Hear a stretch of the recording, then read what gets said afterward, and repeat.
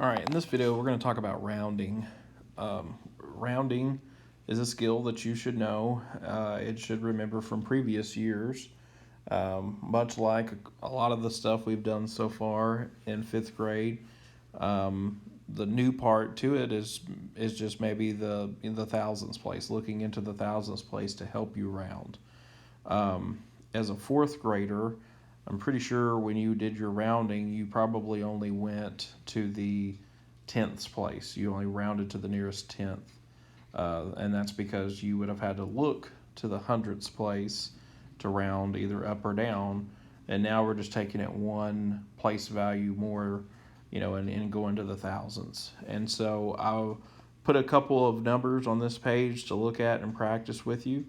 There's a couple of things that have probably just left your brains over the summer, but we need to get this back into our minds because this is a big one. A lot of times this is one that will give kids trouble, and I think it's just because over the years it can be a harder concept, and maybe it's just giving you some issues, but really it's the same math that you've been doing for several years now, and it's just one of those things you have to practice.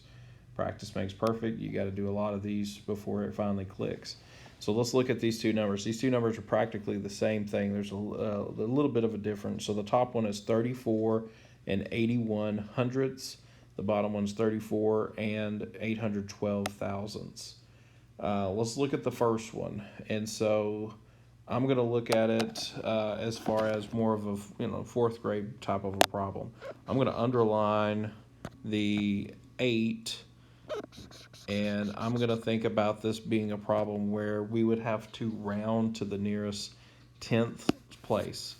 So if that was our question, if we had to round to the nearest tenth, then we would look at this and think, okay, first of all, the 8 is in the tenths place, and so it's underlined, and you would want to kind of go through those steps that you've learned all these years.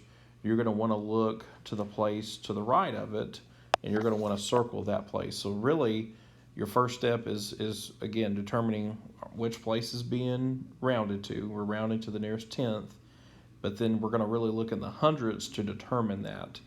And so there's that old saying, the one I use in my classroom is, if it's 5 or more, raise the score. If it's 4 or less, let it rest. And so when I say that to myself, my thinking is, okay, I've got to really understand. I think this is what really throws kids off. I'll have a lot of students in the past, they'll remember that. That's not a hard part. But then when they say it to themselves, they're not quite sure, all right, what am I saying it for? Am I saying it for, in this case, the 8, or am I saying it for the 1? Well, you need to always remember, again, do the steps. Whatever you have circled, that's the one that you are saying that rhyme for.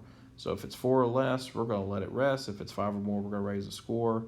In this case, being a 1, that is definitely 4 or less. And so I'm going to write the answer here. If I were to round to the nearest tenth, then I'm going to write it in blue here, and I'm going to think, okay, if I had an answer for 34 and 81 hundredths rounded to the nearest tenth, it's just going to turn into 34 and 8 tenths. And notice too, I always tell my students when they're rounding, give them what they want. If they want something rounded to the nearest tenth, then your answer should go to the tenths. And a lot of times on test questions, that's kind of a little trick to look for. If they want something rounded to the nearest tenth, that's what you're going to look for. If they want something rounded to the nearest hundredth, look for a number in the hundredths.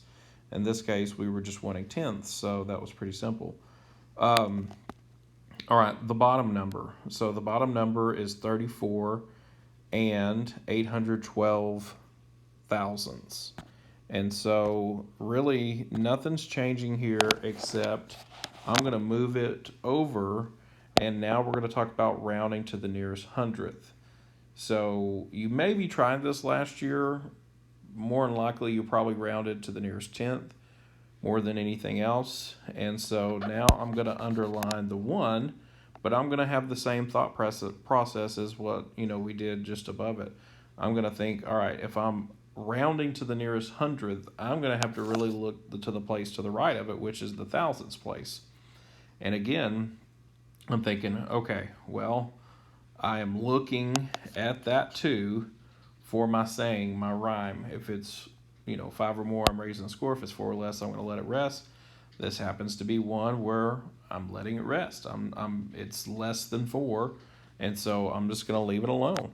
And again, like I just talked about, give them what they want. If they want you rounding to the nearest hundredth, then 34, and we're going to leave it alone. We're going to let it rest. 81 hundredth would be our answer there. It would not be incorrect to see this 34 and 810 thousandths, because these two essentially are equal to each other. They're the same number. And so if you were to put those two together and compare them, basically what you're looking at is two of the numbers that are the same. They're same in value. And that could be an answer choice. That might be something they throw at you just to throw you off. But if this was A, B, C, or D, they could never have those two together because that wouldn't be fair. They're the same. So you would either have one or the other. So watch for that. But again, same math as what you learned last year. Now you're just going to that one extra place. Okay. In this next part, so I've just taken a part out of our textbook, and we're going to pick, I may not do all of these, but we're going to pick a couple of them to work together. And I'm going to start here with the first one, problem number 1.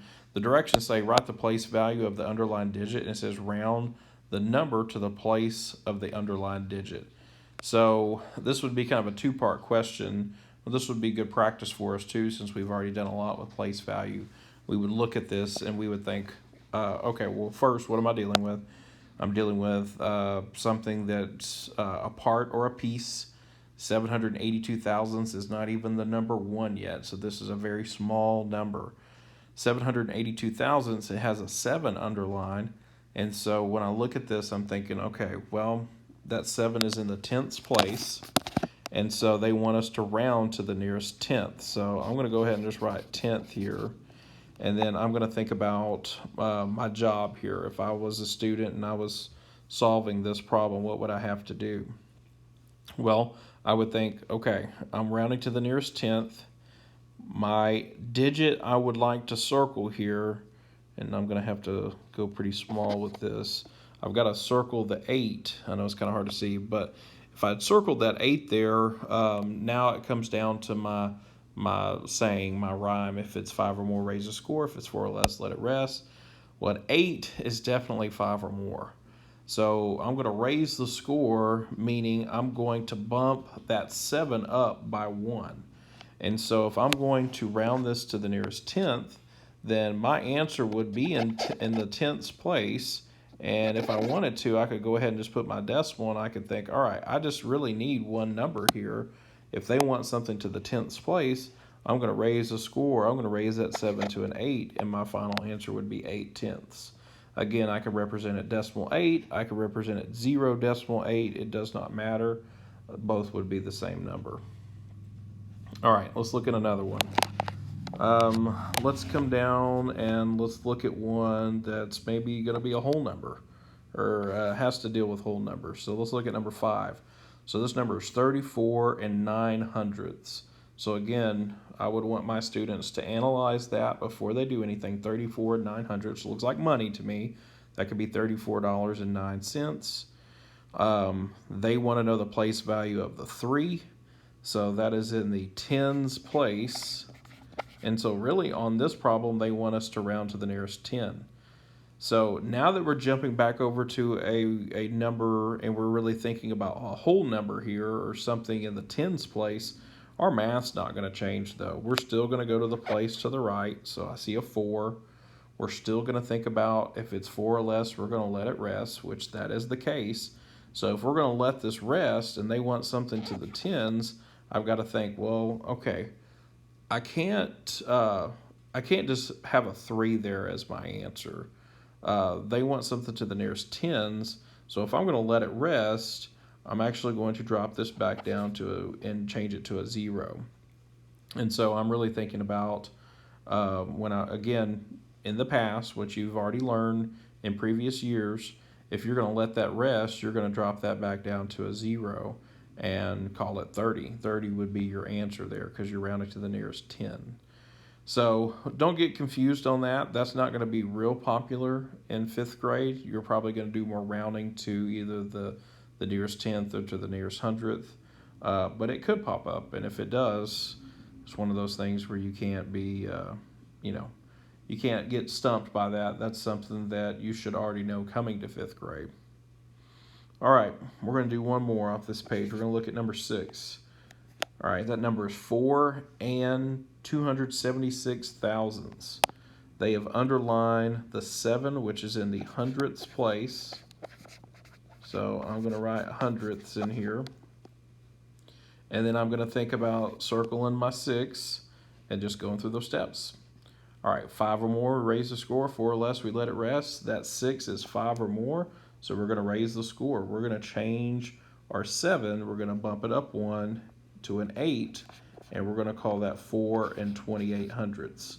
Notice, again, like on the previous page, give them what they want. They wanted something rounded to the nearest hundredths. I'm going to give hundredths for that answer. That answer is 4 and 28 hundredths. So wrapping up rounding, this is something, again, you've seen before. You know, a lot of times my kids are going to hear me say this in my class, and, you know, the math doesn't change, the numbers change. And so the math's the same as what you've learned. You just now have to, you know, go an extra place value, and you're dealing with the thousands. So the skills that you should have learned from the last, you know, 2 or 3 years are going to transfer over to fifth grade. Just know, just because you're going to the thousands doesn't make it a hard problem. You just have to practice until you get it down. So see if this video helps you out. I hope it does.